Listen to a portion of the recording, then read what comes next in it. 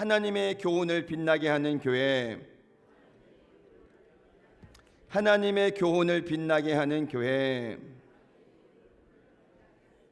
우리가 창립 22주년을 준비하면서 4주 동안에 디도서 말씀을 통해서요, 하나님의 기뻐하시는 교회라는 주제로 말씀을 나누고 있는데, 오늘 지난주에서 두 번째 말씀을 함께 나누도록 하겠습니다. 지난주에는 하나님의 일꾼을 세우는 교회라는 말씀을 통해서 경건하고 지혜로운 일꾼을 세우는 교회가 되자라고 우리가 함께 말씀을 나누었습니다. 그리고 바울이 이야기하는 7가지 기준을 함께 나눴는데요, 특별히 교회 중직자들이 새겨야 될 말씀이지만 우리 모두에게도 동일하게 이 말씀을 주신 것입니다. 그래서 우리가 마음에 잘 새기고 주님 오실 그날까지 우리가 마지막 고백했던 것처럼 하나님의 선한 청지기로 이 사명을 감당하시기를 예수님의 이름으로 축원을 드립니다. 함께 다시 고백합니다. 하나님의 선한 청지기로 사명을 감당합시다.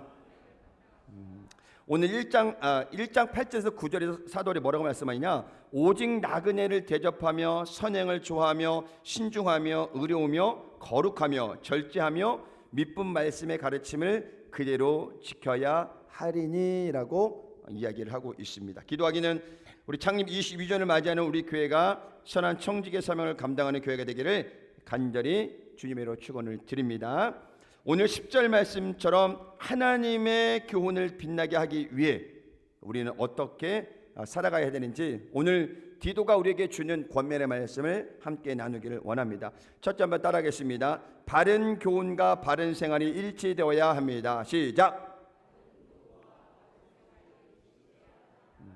여러분, 언행일치라는 사자성어가 있습니다. 이는 말과 행동이 같고 말한 바를 그대로 실천하는 것, 그걸 뭐라 그랬어요?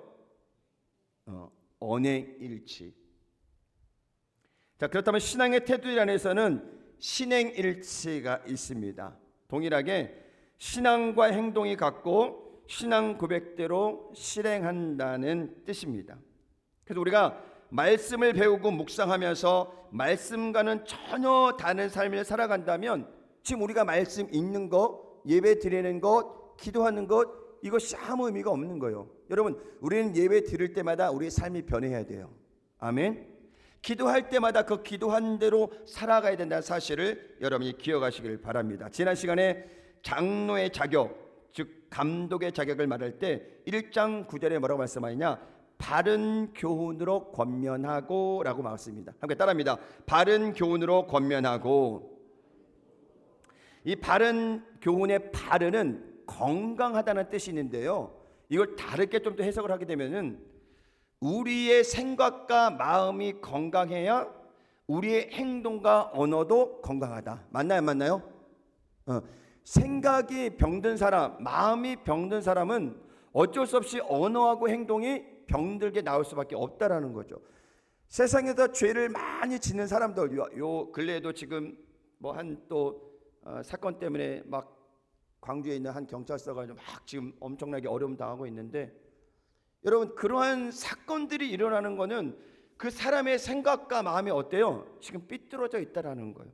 그러니까는 행동이나 그 모든 것들이 뭐요? 삐뚤게 나와 있는 거죠. 그래서 특별히 그리스도인들은 생각이 건강해야 돼요. 아멘. 마음이 건강해야 돼요. 그러면 건강한 생각과 건강한 마음에서 뭐가 나와요? 건강한 언어와 건강한 행동이 나온다는 사실을 여러분이 기억하시기를 주의 이름으로 축원을 드립니다. 그래서 우리는 누군가를 판단하기 이전에 자신을 먼저 돌아보는 성숙함이 필요한 것입니다. 특별히 교회 안에서 먼저 믿은 성도들의 성숙한 모습은 교회를 교회답게 만들어가는 동력이 된다는 것입니다. 장로님들과 재직들이 성숙한 모습으로 교회를 섬기면 성도들이 잘 따라가게 되는 것입니다. 그래서 여러분, 교회는 통성기도 빼고는 큰 소리가 나면 된다, 안 된다? 안 된다. 어떨 때만 큰 소리 난다? 주여 삼창할 때만. 아멘. 주여 삼창할 때만 큰 소리 나는 건 제가 허용하겠습니다. 그러나 그거 말고는 큰 소리가 나면 안 된다는 거죠. 여러분, 고린도 교회 많은 은사가 있었지만은 고린도 교회가 당을 지었어요. 그리고 성도 간에 싸웠어요. 계속 분쟁이 일어났어요. 그를 해결하려고 사도 바울이 엄청난 노력을 했는데도 불구하고 결론이 되지 않습니다, 여러분.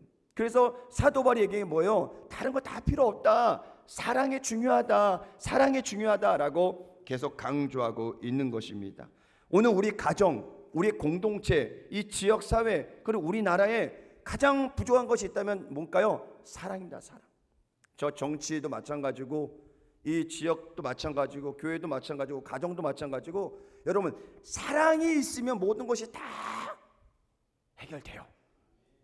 사랑이 부족하거나 없으니까는 메말라 있으니까는 자꾸 부딪히게 되는 거죠, 여러분. 그래서 여러분 그렇게 기도해. 하나님 나에게 사랑을 부어 주시옵소서. 이 사랑이 내 안에 충만하면 모든 것들이 뭐요? 다 수용될 수 있다는 사실을 여러분이 기억하시길 바랍니다. 그래서 우리는 내 감정에 충실하기보다는 공동체를 먼저 생각하는 성숙한 생각으로 하나님의 교훈을 빛나게 하는 성도가 되어야 한다는 것입니다. 오늘 디도는 5그룹으로 나눠서 각각 교훈을 전하고 있는데요. 2절에는 성경 말씀에 오해하지 마세요, 여러분. 성경에 나와 있는 겁니다. 2절에 늙은 남자, 3절에 늙은 여자. 왜 이런 표현을 했는지 모르겠어요. 그죠? 나이가 많은 분 이렇게 하면 좋겠는데 성경에 오해는 하지 마세요, 여러분. 2절에 늙은 남자, 3절에는 늙은 여자, 4절에는 젊은 여자와 젊은 남자, 그리고 9절에는 종들, 이렇게 나누고 있어요.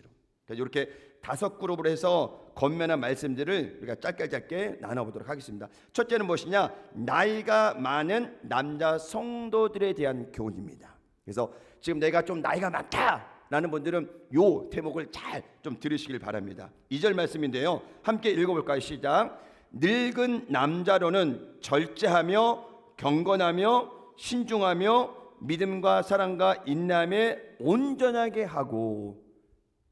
이렇게 살아가기가 쉽지 않죠.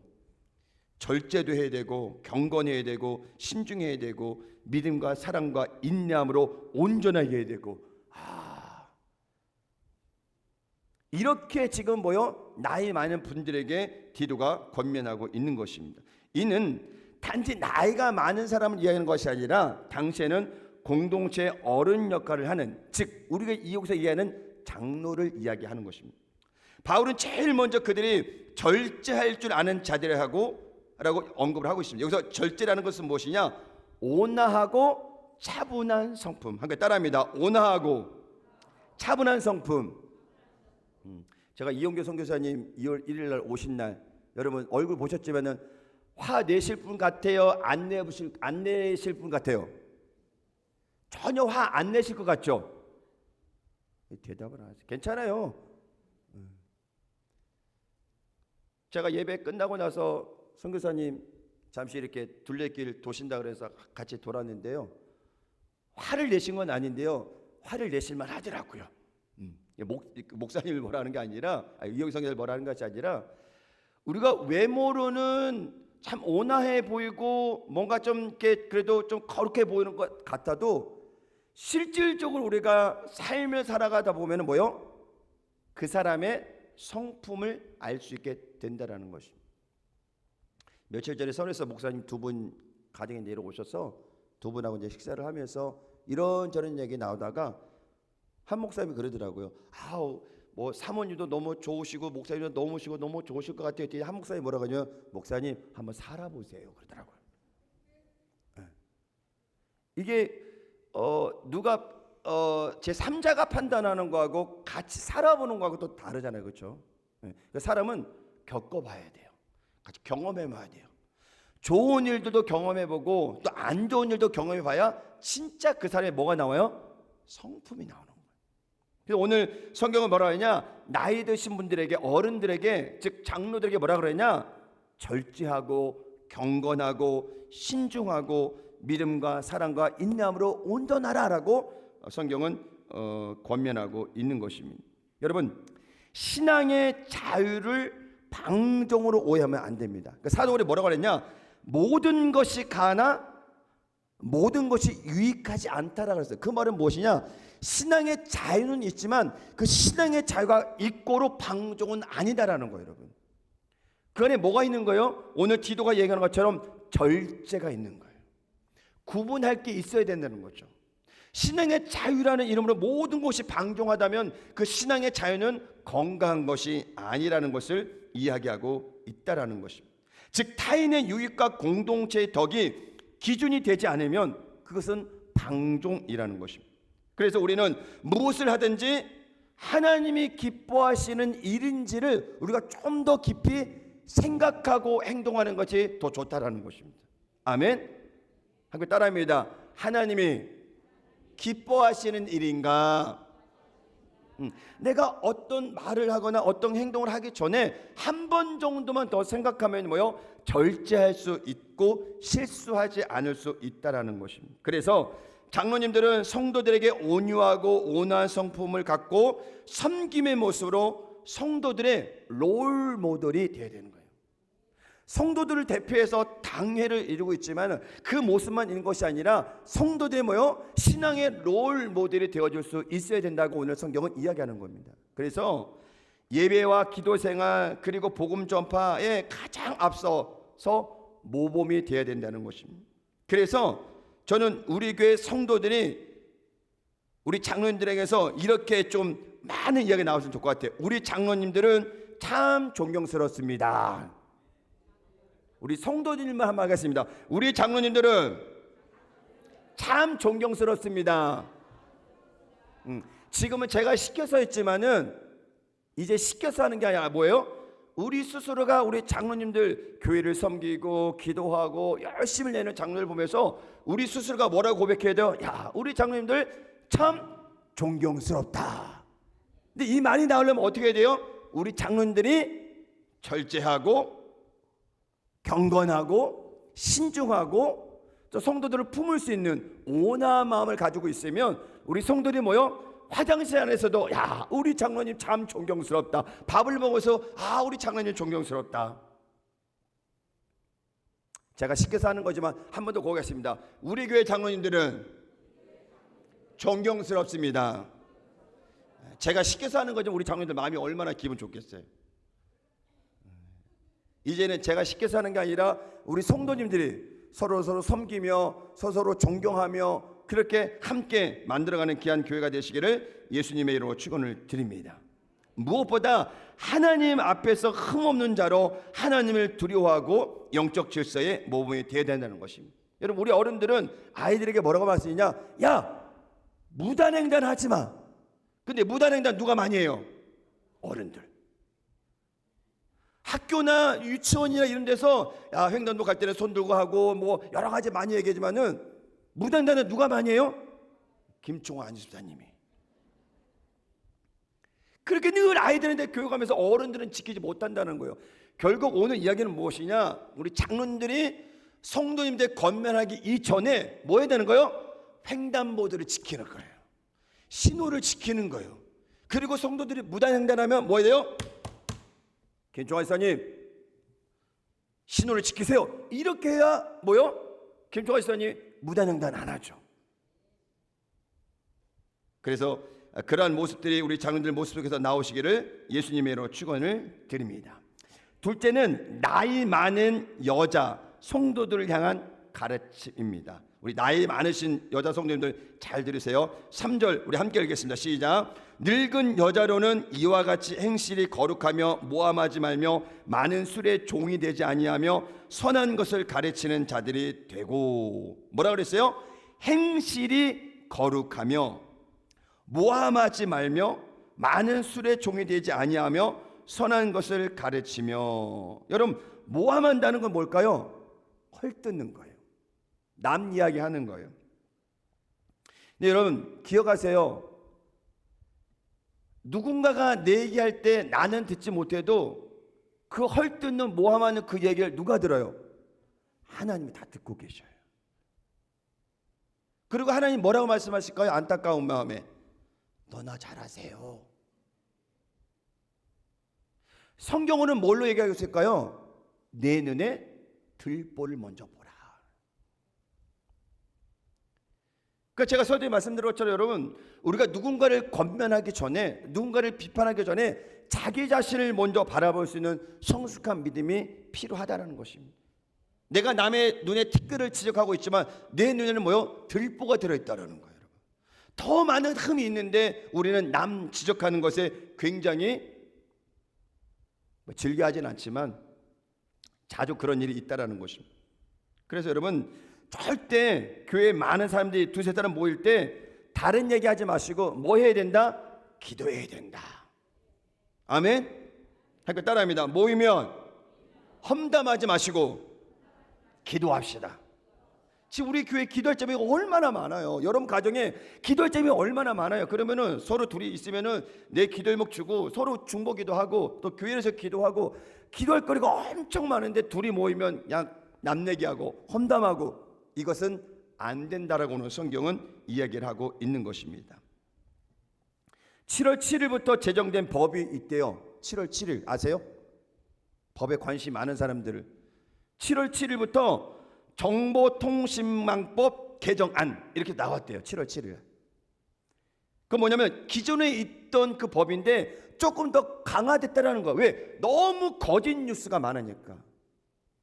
가짜 정보가 너무 많으니까 예전에는 뭐 가짜 정보하면 그냥 뭐 10만 원 벌고 만약에 이랬다면은 지금은 그게 아니에요. 제가 정확히 그건 모르지만 독일은 가짜 정보가 유출돼서 걸리면은 그 벌금이 엄청나대요, 여러분. 그래서 절대 안 한대. 왜? 그 가짜 정보 흘리고 나서 만약에 수십억을 벌금 내봐요. 부자라도 안 하겠어요, 여러분. 근데 우리는 법이 너무 가벼워서 뭐 음주운전 해가지고 사고 나도 그렇고 뭐 심신이 미약했다 그러면 뭐요? 그냥 감형되잖아요, 여러분. 그러니까 계속 음주운전이 일어나고 음주운전으로 사고가 일어나고 얼마 전에 9살 아이가 횡단보도 건너가다가 엄마랑 건너가다가 아이가 차에 치여가지고 그 자리에서 피를 많이 흘려서 병원에 갔는데 심폐소생술을 CPR을 했는데 죽었다고 합니다. 음주운전은 아니었어요. 보니까 빨간불일 때 섰다가 사람들이 건너는 파란 신호가 됐는데 그때 이 차가 그냥 출발해버린 거예요. 좀 이상하게, 그렇죠? 빨간불에 멈춰야 되는데 근데 엄마도 다쳤는데 아이가 먼저 크게 다쳤으니까는 그 아이를 살펴봤는데 피를 너무 많이 흘려가지고 그게 음주운전이든 아니든 간에 여러분 그런 엄청난 사고들이 많이 있다라는 거예요, 여러분. 근데 법이 너무 약하다 보니까는 또 반복해서 일어나는 거죠. 아마 그래서 강화됐는지 모르지만은 여러분 이것이 교회 안에서도 자유로울 수 없다라는 거예요. 남 이야기, 험담, 정죄, 비판, 세상처럼 가짜 뉴스, 다른 사람들 끌어내리는 악담 이런 것들 우리 지역사회 그다음에 공동체 안에 없지 않다라는 것입니다, 여러분.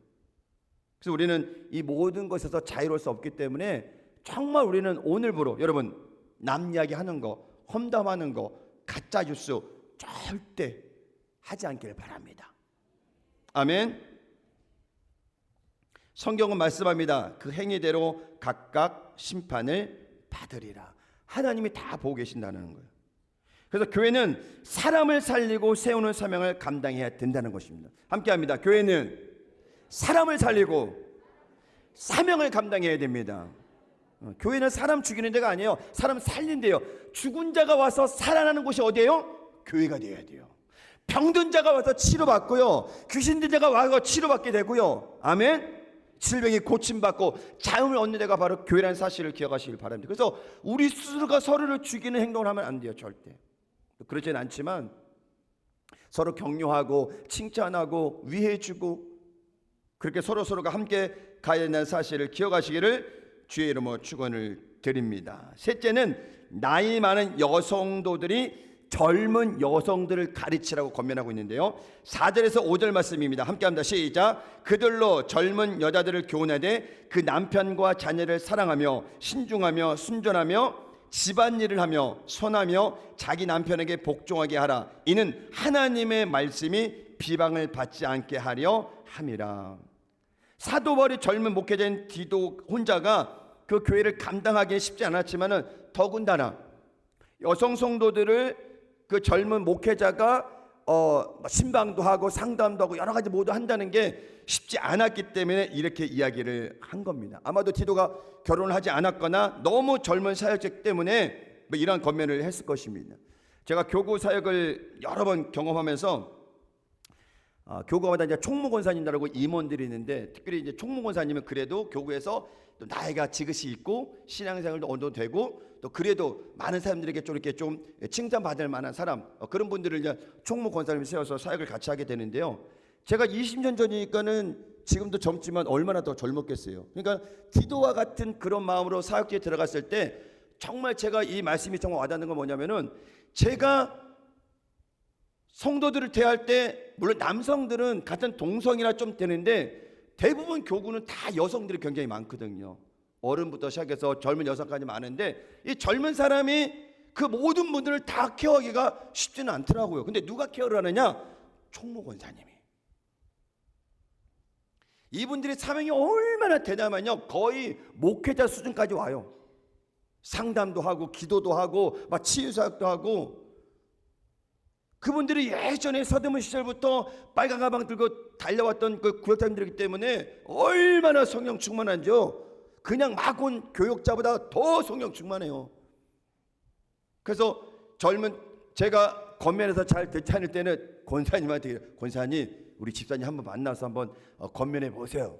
권사님 가면은 5분 만에 해결하고 저한테 와요. 목사님 됐습니다.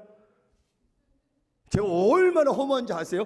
저는 몇 시간 막 저기하고 달래고 뭐하고 이래도 끔찍도 안 하는데 총무관사에 가서 뭘 했는지 모르겠지만은 목사님 다 됐습니다. 이제 해결했어요. 그리고 너무 쿨하게 가시는 거예요. 그래서 오늘 이 사도 바울이 디도에게 동일하게 얘기하는 거예요. 네가 다 하지 마라. 나이 많은 여성 성도들이 젊은 성도들을 케어할 수 있도록 그렇게 하라. 그렇게 해서 그 교회를 감당하게 됐다라는 것입니다. 그것이 바로 4절에 나오는 그 남편들과 자녀를 사랑하며 5절에 집안일을 하며 남편에게 복종하게 하라라는 가르침이라는 것입니다. 그러나 여러분, 계속 반복돼서 말씀드리지만 누가 누구를 건면하든 좋은 건데요, 그 건면하기 이전에 자신을 먼저 볼 수 있는 그 성숙함이 필요하다는 거예요. 나는 잘 되지 않는데, 나는 무단횡단하고 있는데 다른 사람에게, 무단횡단 사람에게 너 신호시켜라라고 할 수 없다라는 거죠.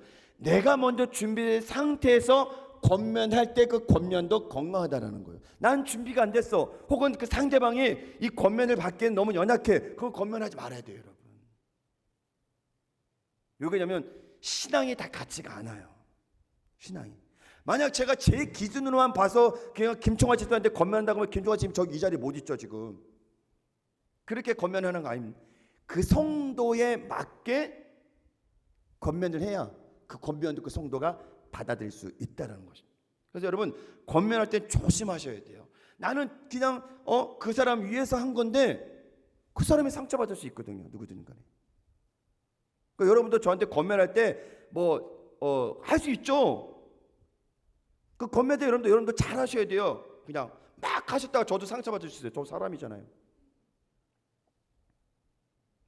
그래서 우리가 서로 내가 먼저 건강한 상태에서 기도하는 마음 가지고 상대방을 건면할 때 그 건면이 아름다운 열매를 맺게 된다는 사실을 여러분이 기억하시길 바랍니다. 넷째로 젊은 남자들에 대한 교훈인데 6절에서 8절 말씀 함께 읽겠습니다. 시작. 너는 이와 같이 젊은 남자들을 신중하도록 건면하되 범사에 네 자신이 선한 일에 본을 보이며 교훈에 부패하지 아니함과 단정함과 책망할 것이 없는 바른 말을 하게 하라. 이는 대적하는 자로 하여금 부끄러워 우리를 악하다 할 것이 없게 하려 함이라. 자, 6절에 보니까 신중이라는 단어가 나오는데요, 이것은 앞절 2절에 나오는 절제와 같은 단어입니다.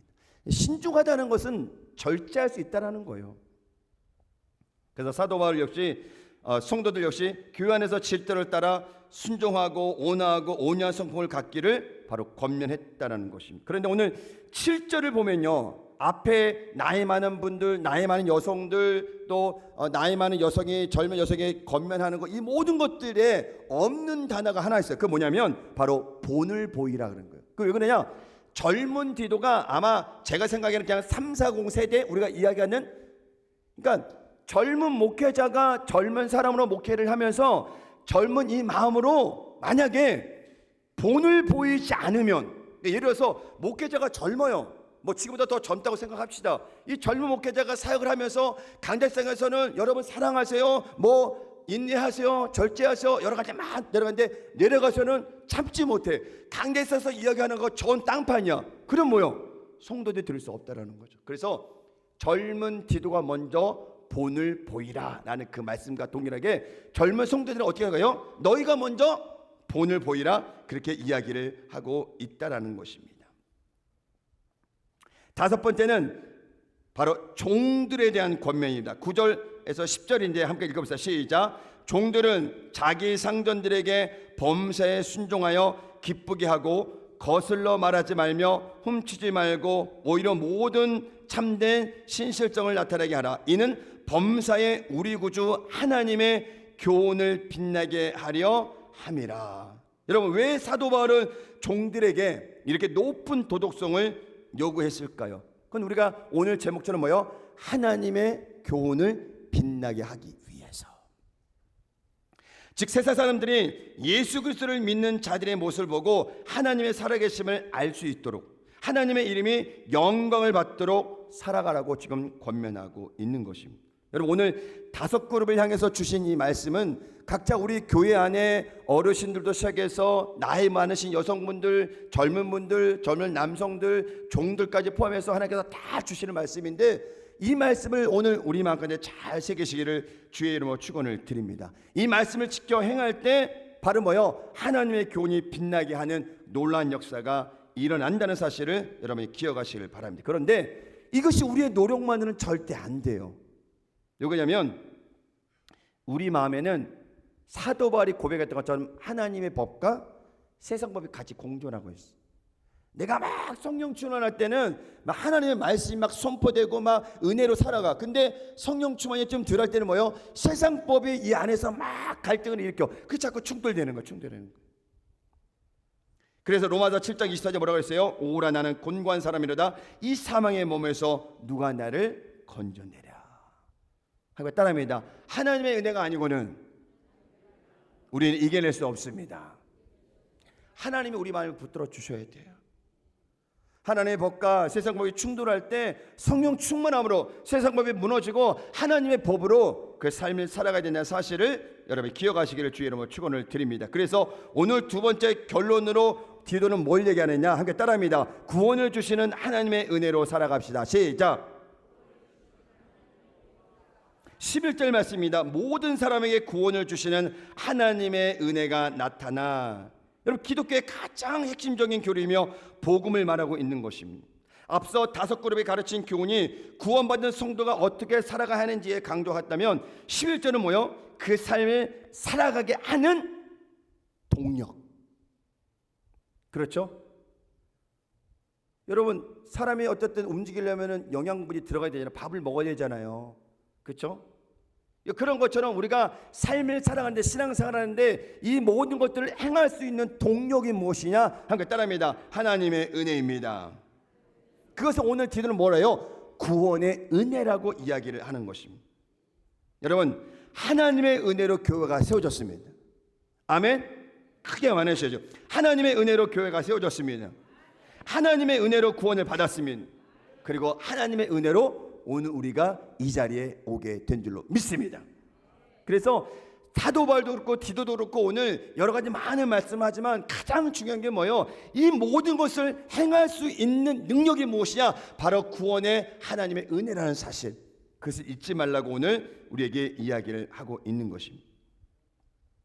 그렇게 모든 것이 은혜로 세워진 교회는 인간의 생각이 아니라 바로 하나님의 은혜로 다스려져야 된다는 사실을 기억하시기를 예수님의 이름으로 축원을 드립니다. 그 은혜로 훈련받은 성도들은 절제하며 의롭고 경건하게 살라고 오늘 가르치고 있다는 것입니다. 오늘 12절 말씀입니다. 함께 읽어볼까요? 시작. 우리를 양육하시되 경건하지 않은 것과 이 세상 정욕을 다 버리고 신중함과 의로움과 경건함으로 이 세상에 살고 13절입니다. 그리스도의 영광이 나타나심을 기다리게 하는 은혜라고 오늘 디도는 강조하고 있는 것입니다. 그럼 여러분, 마지막 14절에 뭐라고 결론내느냐? 한번 읽어보겠습니다. 시작. 그가 우리를 대신하여 자신을 주심은 모든 불법에서 우리를 속량하시고 우리를 깨끗하게 하사 선한 일을 열심히 하는 자가 하는 자기 백성이 되게 하려 하심이라. 하나님이 우리를 구원하신 그 특별한 은혜, 그 목적이 뭐요? 우리로 하여금 뭐요? 선한 일을 행하게 하기 위함. 하나님의 그 목적이에요, 여러분. 우리가 그냥 구원받아서 있다가 주님 오시면 그냥 천국 가는 것이 아니라 구원받은 성도의 삶을 살아가라는 거예요. 그 삶을 살아가는 그 목적이 뭐예요? 선한 일을 하라는 거, 선한 일. 착한 일을 하라는 거예요, 여러분. 그래서 여기서 선한 일이란 무엇이냐면 그냥 착한 일이 아니라 함께 따라합니다. 하나님의 뜻과 하나님의 목적에 합당한 일. 여러분 신천지나 이단이나 많은 저기도 착한 일 해요. 그렇지 않나요? 우리보다 더 착한 일 많이 해요. 뭐 봉사도 많이 하고 선한 일도 많이 하고 엄청나게 많이 한단 말이에요. 돈이 많아서 그런지 그렇게 착한 일 많이 해요. 그런데 여러분 그거는 그냥 착한 일이에요. 그 이상이 아니라는 거예요, 여러분. 오늘 성경 이야기하는 착한 일은 뭐냐? 그것이 아니라 하나님의 뜻과 목적에 맞는 착한 일. 그것을 우리가 해야 된다고 오늘 성경은 이야기를 하고 있습니다.